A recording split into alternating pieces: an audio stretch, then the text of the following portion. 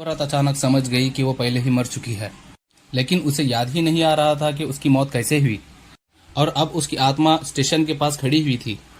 जब भी वो इस स्टेशन के पास बाहर जाने की कोशिश करती, एक अदृश्य दीवार उसे रोक लेती। वो मजबूर होकर दिन रात स्टेशन में भटकते रहती। इसी तरह एक साल बीत गया। एक दिन लीना स्टेशन में रेस्टोरेंट में अकेली बैठी थी। तभी एक डरी हुई महिला ने उसका ध्यान खींचा। लीना चुपचाप उसके सामने वाली सीट पर बैठ गई। उस महिला के फोन कॉल से लीना को पता चला कि वो काम की वजह से मानसिक रूप से टूट चुकी है। लीना उसकी आंखों से बहते आंसू देखती रही। एक आंसू लीना की उंगली पर गिरा। फिर एक चमत्कार हुआ। लीना के जहन में उसकी सारी यादें शुरू होना हो गई। उसे सब कुछ याद आ गया, सिवाय उसकी मौत कैसे हुई थी। लीना हैरान थी, उसकी जिंदगी तो खूबसूरत थी, फिर उसने आत्महत्या क्यों की। तभी स्टेशन पर जानी पहचानी शक्लें दिखाई दी। वो उसके माँ बाप और उसका बॉयफ्रेंड था। आज लीना की मौत को 1 साल हो गया था। उसके माँ बाप और बॉयफ्रेंड फूल लेकर उसे श्रद्धांजलि देने के लिए आए थे।